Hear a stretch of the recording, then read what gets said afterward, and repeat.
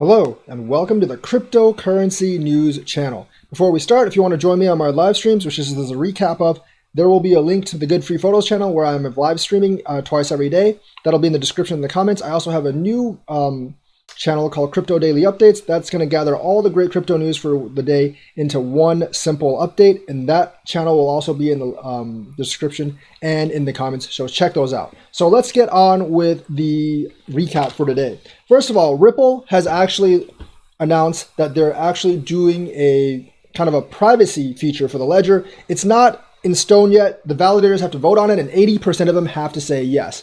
I think this is a pretty good feature. What it will do is it will scramble the receiving tag, not the receiving address, the receiving tag, which will make it harder for more people to read transactions. I think this will be really good for banks and enterprises, and those people running those kind of ledgers, I think, will actually vote yes on it, for those people running the validators.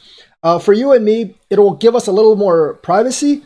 People won't be able to peek in on us nearly as much. So I completely agree with this specific feature, and I really do hope they actually implement this feature, because I think it will actually get more people to use XRP, especially those people who really like privacy. Could be a very good growth opportunity for XRP. They'll vote on it in a while, and hopefully they vote yes. There is also a update in the lawsuit against Ripple. And what that is actually is like the plaintiffs are covering all their bases. So they've covered all the bases where they said, well, XRP is a security. That's still their main argument. But now they've amended two clauses saying that regardless of if XRP is a security or not, it violated California's laws on promotion. So they want to get paid regardless of whether XRP is a security or not. They still think it's a security, but even if it isn't, they said they violated California's laws on marketing and promotion. And they've obviously, like I said, they've added the complaints against Brad Garlinghouse selling a bunch of his XRP shortly after he said he was really long on XRP. Obviously, he still has most of his XRP, so I don't know if that argument's going to fly. We'll see what the judge does. So they are still mainly counting on the judge to rule XRP was an illegal security back then, but they are kind of like mending their ends and saying that even if the judge rules that it isn't a security, it's still violated the laws, so they say they should still get money. So that is the case with the Ripple lawsuit.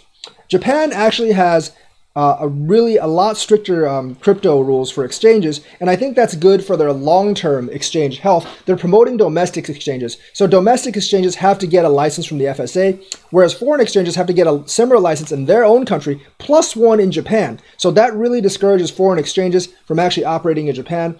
I really think that's a way to actually promote their own exchanges. I kind of agree with that. I think like the restrictions will actually get a lot of the scammers out, and it will promote business in their own country. Plus, it'll like the really strict restrictions will actually make traditional finance actually look at the industry more favorably, because one of their things is like, well, crypto is completely regulated. It's the wild, wild west. No longer anymore in Japan, because they are getting really, really strict on these regulations on who can run an exchange, like who can do an ICO and all that stuff. They're getting everything in place, and I think that's good for the maturing of the industry in Japan as we go along. So that's really good news for Japan. Also, MakerDAO has actually raised $5.6 million. $5.6 million, folks. That's quite a bit of money. Knowing that MakerDAO has only a couple 100,000 in supply, I think they expanded their supply. They sold a couple more tokens. They had to do this to actually make up for their shortfall because of the whole Ethereum MakerDAO debacle that actually happened during like the run down in price. So that is kind of like the MakerDAO. That is the MakerDAO analysis for right now. I don't know if that many people actually have faith in MakerDAO right now because of the whole debacle thing. And, like DAI price went way up. Ethereum price went way down. So like, there's not enough collateral. So they had to shrink the supply of MakerDAO and all that, of DAO. And then like did really weird things with Maker. So I think this actually might actually make people look towards the new Maker projects on Binance and maybe even Tron, because Ethereum had two problems. One, the price of Ethereum went way down, which actually makes your collateral worth less. And two, Ethereum can't handle the transactions, and both Binance and Tron can. Now, Binance and Tron's DAO projects, they don't really get rid of the first problem because their coins are just as volatile.